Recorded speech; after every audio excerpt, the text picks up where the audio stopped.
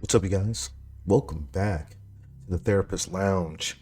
I'm a therapist who games, and today we are talking about a game that a lot of people missed out on in the mid 90s.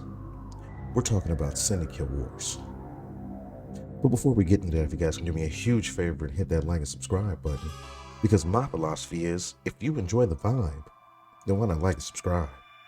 Now, let's get into it. Syndicate Wars, released for the DOS in 1996, followed by its North America release in 1997 on the PlayStation 1. Now, this game was developed by Bullfrog and published by Electronic Arts. Now, I gotta start off by saying this was one of the most entertaining games I have ever played in my life, up to date. Okay, I remember back in 1997, my older brother and one of the homies, they go to a game store called Game Mania and they come home with Syndicate Wars. We're like, what's this? So back then we had the multi-tap for the PS1, and this game was multiplayer. This game was a 4-player couch co-op game.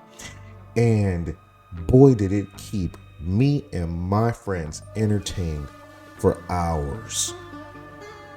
In this game, you have the option of playing with two different factions. You've got the Eurocorp agents and you've got the Zealots. Now, back in the day, I always thought the Eurocorp agents were the good guys and the Zealots were the bad guys. But now, after so much time has passed, I really don't know. Back then, I was very young. And, when you're young, you don't want to read. You don't want to read the games and, or the story, or you just want to play. So you just go through this game. And in this game, it is top-down diagonal view, as you can see. And in this game, you can rob banks. You can shoot whoever you want. It's a cyberpunk type of atmosphere. You can do what you want. You can recruit civilians to create an army. You can steal cars, and you do all this while meeting objectives.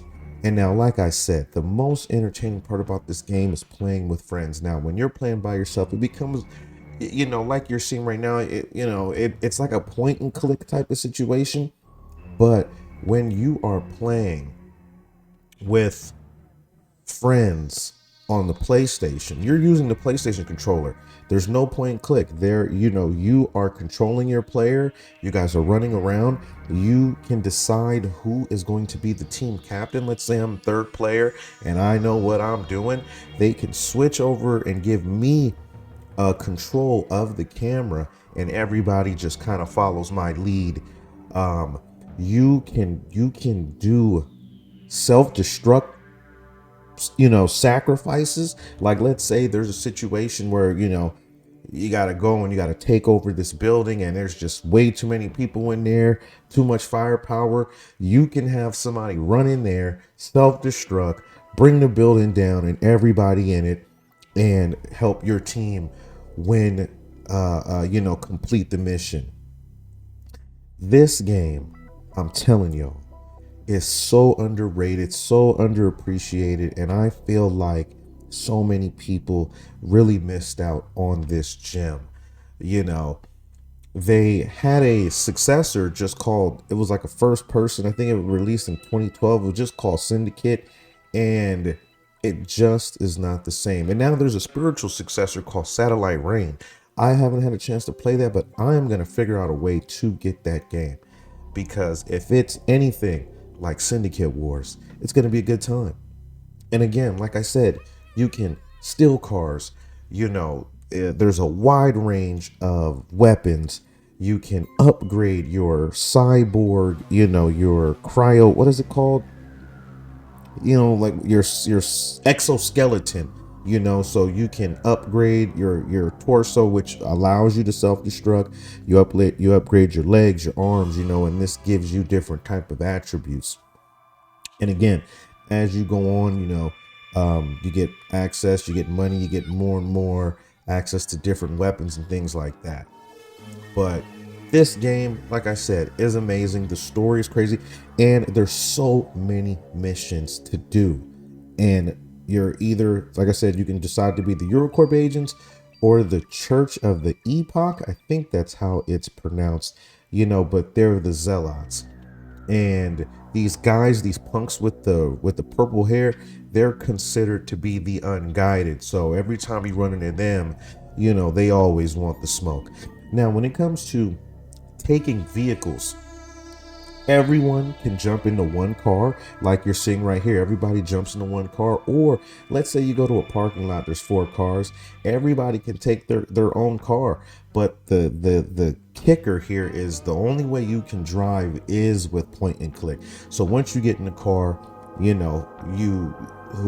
whoever has control of the camera will pick where they're going. So if you're going, everybody's rolling by themselves, then after one person picks the destination, you throw the camera to the next person, they'll pick the destination, and then you can literally watch everybody as their cars go, like one by one, to the location. Or, like I said, you guys can all ride together. So I'm curious to know what you guys think. Are you somebody who's played this game? And if not, there's definitely ways you can play it. I mean, it's fun, but it's really fun with 4 players. It's just one of those things where it's like the experience all comes from playing this game with 4 people. It's like playing Resident Evil Outbreak. By itself, it's whatever, but when you're playing with friends, it makes the world of difference. So anyway, I'm curious to know what you guys think, and I will catch you guys here next time. If you got to this point in the video, you're the real MVP. That means you rock with me, and I will catch you guys next time. Until then, peace.